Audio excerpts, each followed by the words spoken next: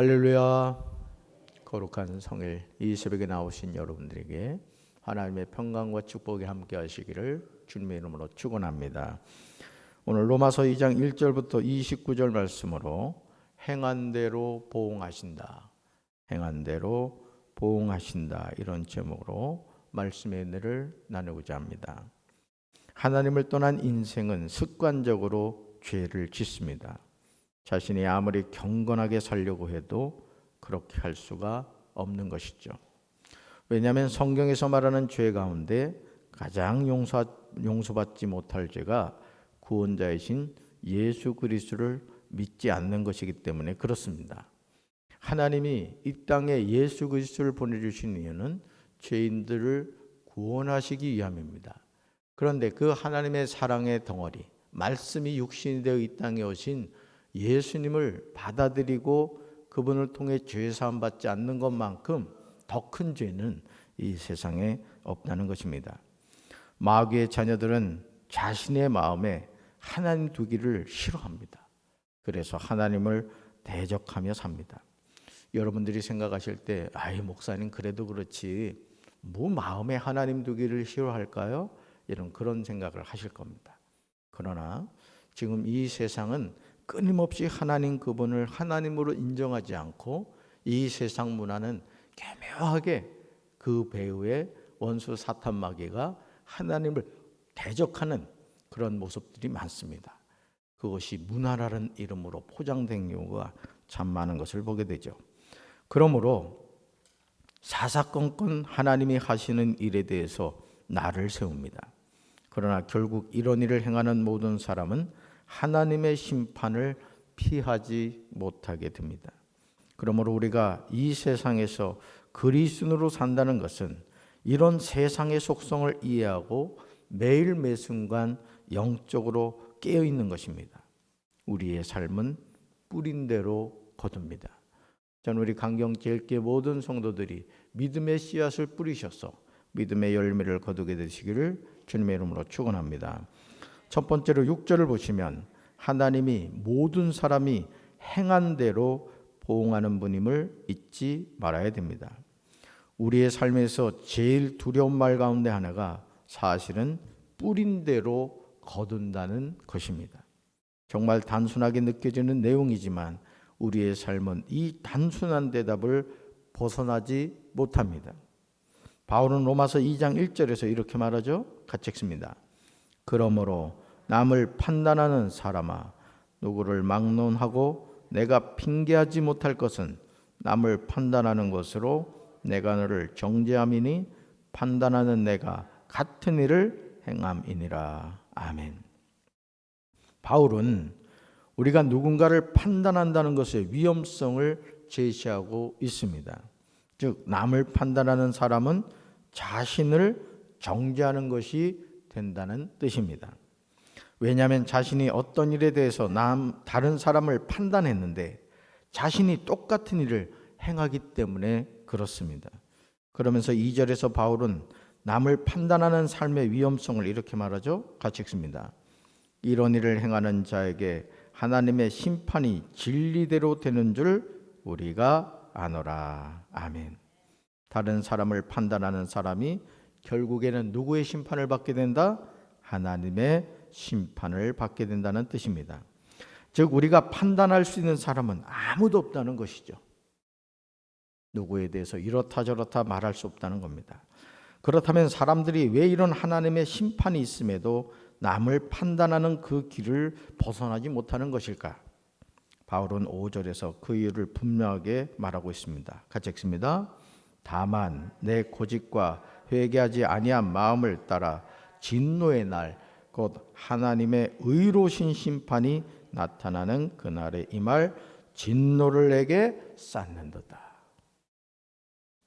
그날에 이 말 진노를 내게 쌓는다. 사랑하는 성도 여러분, 왜 사람들이 하나님의 심판을 받게 되는 것이죠? 그 이유는 사람들이 자신의 고집과 회개하지 아니하는 마음 때문에 그렇다는 거예요. 자신의 고집과 회개하지 아니하는 마음. 그러므로 하나님은 각 사람이 행한 대로 보응하십니다. 7절과 8절에 그 내용이 나오는데 하나님의 자녀로 산다는 게 뭐냐? 참고 선을 행하며 사는 것입니다. 자, 7절과 8절 같이 읽습니다.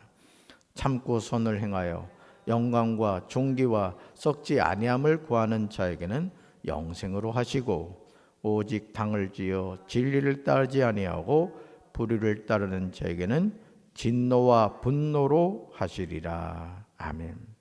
사랑하는 성도 여러분, 여러분은 지금 어떤 길을 걷고 계십니까? 하나님이 주시는 영생의 길을 걸어가고 계십니까? 아니면 하나님의 진노와 분노의 길을 걸어가고 계십니까? 정말 중요한 것은 우리가 어느 길을 선택하고 그 길을 걸어가느냐 하는 것입니다. 하나님은 우리에게 다양한 길을 보여주시죠. 그러나 우리가 어떤 길을 걸어갈 것인지 선택은 우리에게 달려있는 것입니다.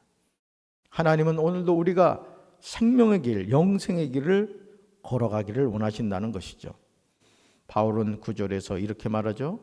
악을 행하는 각 사람의 영에는 환난과 공고가 있으리니 라고 말합니다. 그런데 10절에 보시면 바울은 선을 행하는 각 사람에게는 영광과 존귀와 평강이 있으리니 라고 기록하고 있음을 보게 됩니다. 다시 말해서 뿌린 대로 거두게 하시는 분이 누구시다? 하나님이시라는 것입니다. 그러면서 바울은 11절에서 분명하게 대답합니다. 11절 같이 읽습니다. 이는 하나님께서 외모로 사람을 취하지 아니하심이라. 아멘. 하나님이 사람을 뽑으시는 기준은 외모가 아니라는 거예요. 그러므로 우리가 하나님을 속일 수 있다는 착각에서 속히 벗어나야 됩니다. 우리가 하나님 앞에 나와 기도할 때도 그냥 껍데기적인 기도가 아니라 나의 내면적인 영적인 기도를 해야 됩니다. 나의 솔직한 심정을 하나님께 고백하면서 하나님의 은혜와 긍휼을 구해야 하는 것이죠. 자, 두 번째로 13절 보시면 의인은 오직 율법을 듣는 자가 아닌 행하는 자라야 의롭다 하심을 얻습니다. 유대인들에게 율법은 모든 것의 기준이 되었습니다. 그런데 바울은 12절에서 다음과 같이 말합니다. 같이 읽습니다. 무릇 율법 없이 범죄한 자는 또한 율법 없이 망하고 무릇 율법이 있고 범죄한 자는 율법으로 말미암아 심판을 받으리라. 아멘. 우리는 12절에서 율법의 한계를 보게 됩니다. 즉 율법이 사람을 살리는 역할을 하지 못한다는 것이죠. 율법 없이 범죄한 사람은 율법 없이 망합니다. 율법 있고 범죄한 사람은 율법으로 말미암아 심판을 받게 됩니다. 이것이 율법이 갖는 약점입니다. 우리가 그런 생각을 할 때가 있잖아요. 우리나라에 복음이 들어온 것을 공식적으로 1885년 4월 5일 부활절이라고 보고 있습니다. 그러면 목사님, 아펜젤로 선교사님 네 분이 복음을 들고 제물방에 들어오기 전에 사람들은 어떻게 되는 겁니까? 이런 생각을 하게 되죠. 그렇죠? 세종대왕은 천국 갔을까? 못 갔을까? 이순신 장군은 천국 갔을까? 못 갔을까? 우리가 이런 생각을 할 때가 있습니다. 근데 여기 보시면 그 부분에 대한 얘기가 나오죠. 무릇 율법 없이 범죄한 자, 또 무릇 율법이 있고 범죄한 자. 무엇을 말합니까? 하나님의 주권의 문제라는 것입니다. 오늘 우리가 이 세상을 살아가면서 하나님 그분이 우리를 하나님의 백성으로 삼아 주실 수도 있고 하나님의 백성으로 삼지 않으실 수도 있다는 것입니다. 중요한 것은 우리가 그 하나님을 어떻게 믿고 섬기며 살아가느냐 하는 점입니다. 바울은 우리에게 분명히 말하고 있습니다. 그러므로 13절 보실까요? 13절 같이 읽습니다.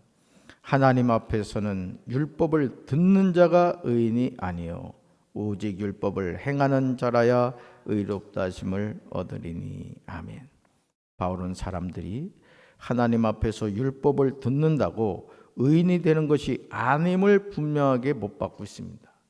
여러분, 강단에서 하나님의 말씀이 선포될 때 그 말씀이 여러분의 머릿속에 저장되면 안 됩니다.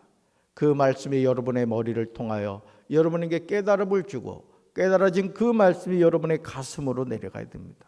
그리고 하나님의 말씀이 이것이구나. 은혜를 받아야 되죠. 자, 거기서 또 머물면 안 됩니다. 가슴으로 내려간 그 말씀이 다리로 내려가야 됩니다. 그리고 들은 그 말씀이 내 삶을 통해 실천되어질 때 우리가 참된 은혜의 삶을 살아가게 될 줄로 믿습니다. 율법을 행하는 자가 되어야 의롭다 하심을 얻게 된다고 강조하고 있습니다. 그런데 문제는 율법을 온전히 행할 수 있는 사람이 이 지구상에 존재하지 않는다는 거예요. 자, 율법을 온전히 행할 수 있는 사람이 있다 없다? 없다는 것입니다. 613가지 가운데 612가지를 잘 지켰다 할지라도 한 가지를 지키지 못하면 그것은 불합격이 됩니다. 자, 그러면 하나님이 왜 우리에게 율법을 주셨느냐? 우리가 죄인이라는 사실을 깨닫게 해주기 위함이라는 것입니다. 그 율법의 말씀을 통해 하나님의 자녀는 이렇게 살아야 된다. 그런데 내 힘과 능력과 경험으로는 그 하나님이 주신 율법을 도저히 지킬 수가 없다는 것입니다. 그래서 우리는 십자가에 달린 예수님을 바라봅니다. 왜냐하면 그분은 말씀이 육신되어 오신 분이기 때문에 우리가 예수님을 바라볼 때 우리는 연약한 존재로서 살아가지만 하나님은 우리를 의롭다고 여겨 주시기 때문에 그렇습니다. 그러므로 바울은 16절에서 다음과 같이 고백하고 있습니다. 같이 읽습니다. 곧 나의 복음에 이른 바와 같이 하나님이 예수 그리스도로 말미암아 사람들의 은밀한 것을 심판하시는 그날이라. 아멘. 바울은 복음이신 예수 그리스도를 통해서 우리의 모든 삶에 대한 심판이 있을 것이라고 말씀하십니다. 율법은 소망이 없습니다. 그러나 복음이신 예수 그리스도는 우리의 소망이 되시죠. 예수님은 은밀한 것을 심판하시는 심판주이심을 우리는 기억해야 됩니다. 세 번째로 24절을 보시면 하나님의 이름이 율법주의자들에 의해서 이방인 중에서 모독을 당합니다. 바울은 19절에서 맹인의 길을 인도하는 자요 어둠에 있는 자의 빛이요라고 유대인들을 향하여 탄식하고 있습니다.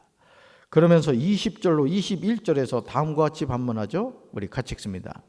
율법에 있는 지식과 진리의 모본을 가진 자로서 어리석은 자의 교사요 어린아이의 선생이라고 스스로 믿으니 그러면 다른 사람을 가르치는 내가 내 자신은 가르치지 아니하느냐?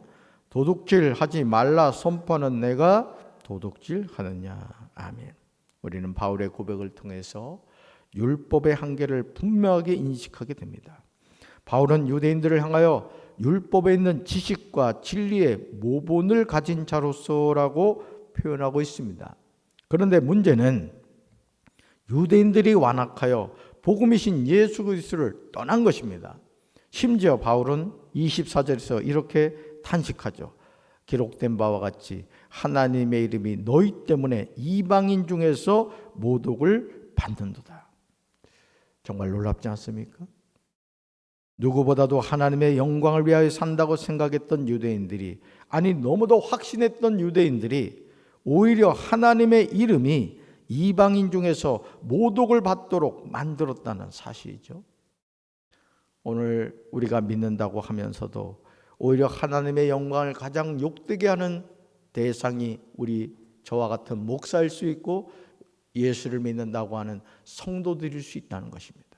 그래서 우리는 항상 내가 그리스도의 편지요 그리스도의 향기라는 사실을 늘 기억하고 내가 있는 어느 곳에서나 하나님의 자녀의 아름다운 향기를 나타낼 수 있는 우리 강경제일교회 성도들이 되어야 할 줄로 믿습니다. 자, 그러면서 우리가 기억해야 할 중요한 표현을 하였는데 표면적인 유대인, 다시 말해서 겉모양으로 유대인인 것과 이면적 유대인, 즉 속사람으로 유대인인 것에 관하여 설명하고 있습니다. 그러니까 껍데기 유대인이 있고 속사람 유대인이 있다라는 것이죠. 특별히 28절과 29절은 집중해서 보아야 되는 중요한 내용입니다. 우리 말씀 같이 읽습니다. 무릇 표면적 유대인이 아니요 표면적 육신의 할례가 아니니라. 오직 이면적 유대인이 유대인이며 할례는 마음에 할지니 영에 있고 율법 조문에 있지 아니한 것이라. 그 칭찬이 사람에게서가 아니요 다만 하나님에게 선이라. 아멘. 이 말씀을 요즘 우리 삶에 적용한다면 이것입니다. 내가 목사이기 때문에 하나님의 자녀가 아니라는 거예요. 내가 교회를 다니고 있기 때문에 하나님의 자녀가 아니라는 거예요. 내가 하나님의 은혜로 목사가 되었고 하나님의 성도가 되었다면 이제 너가 그런 삶이 있어야 된다는 거예요. 마치 직분이 내 구원을 보증해 주는 줄로 착각하고 내가 단순히 교회를 다니고 있기 때문에 구원을 받은 것이라는 착각을 해서는 안 된다는 것입니다.